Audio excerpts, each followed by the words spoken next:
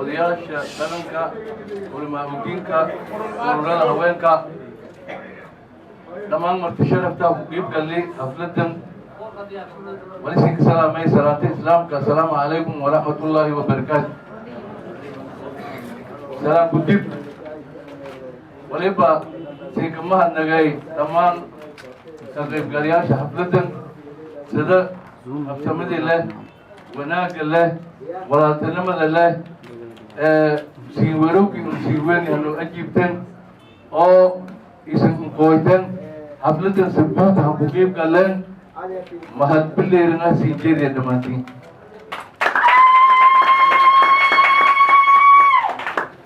mahadaas gudib kadib markii sabuuta golaha badbaadada koonfur galbeed soomaaliya in door ridan in aan musharaxa madaxweynaha koonfur galbeed nagada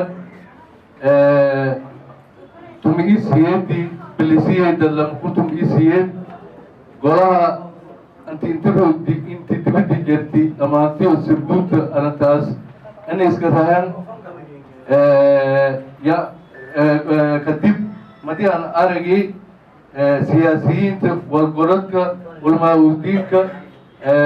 ganacsatada ururada haweenka yoona tala haynjeediyeen oo in aan tartama xilka madaxweynenimada koonfur galbeed soomaaliya kadib madii aan aragay maamul humada ku jirta koonfur galbeed soomaaliya magaalooyinkii oo shahirin goboladii oo dhan iska socdaan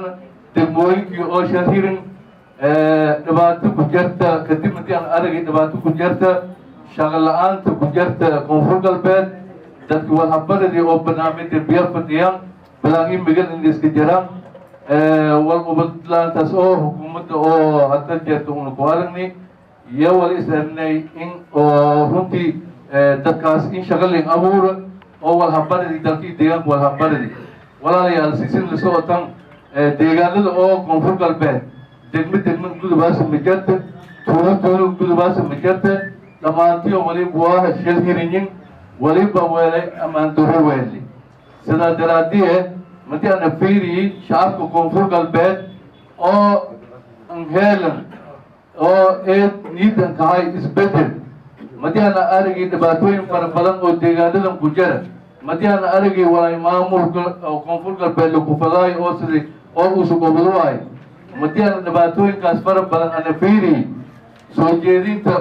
ururada bulshada iyo dhammaan walgoladka reer koonfur galbeed iyo golaha badbaadada oo musharaxa madaxweynaha koonfur galbeed iyo dooradii madii ana fiiriyey wali go-aansaday geedka oo taariikhda eta tuman-isagaalka bilisiyeeda tuman-isiyeedka in ana inteegana ama musharaxan ahaa madaxweynaha koonfur galbeed soomaaliya oo la doorado doono oo la doorado doono tuman iyo 7 bilo November 2018 haddii ilaahay ara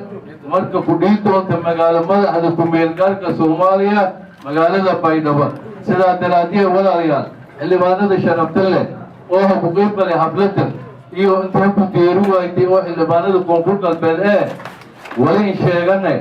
wali sheegay runtii inta arrintaasi diyaaran ahaa inteegana tartamo doona madaxweynaha koonfur galbeed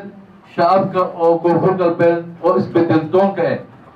wali ku codsadeen inuu nii taageeran galambuuta niisiyan siduna hogaanka kaga badafan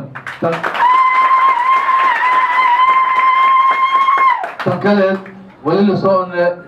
dhammaan ganacsatada reer koonfur galbeed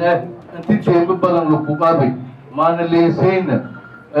diyaarna layn lahayn in leesayna madii aan aragi waliba hortiinka ballan qaaday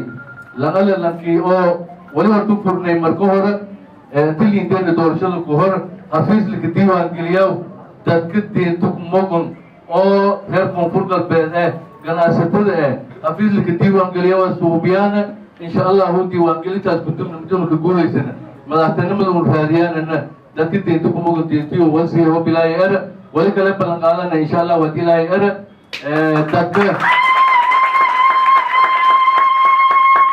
xafiiskaas horta saasayn la socday dadka ganacsatada diinta kumogon diiwaangelintaas lagu furuhay waqtidoo xafiiskan wada tilmaamay haddii la yara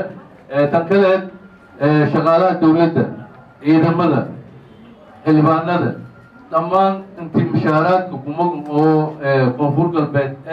taasna wali baan qaadan haddii una ka guulaysana ilaahayii guulayay madaxtinimada una raadiyaan madaxweynaha koonfur galbeed ana ka guulaysada wali balan qaaday dhammaan dadkaas waa kuma xaquuqdii oo in la sii doono haddii ilaahay eedeedan mahadsantiin waqti waliba wali la roogay hiraabtii talafadhii gudbada masiinka daaliyow eedeeda marlamadi masadaasiinka mahadnage dhammaan xildhibaanada koonfur galbeed intaa ku qeyb galay iyo haani tabar dooraha ku gudeeri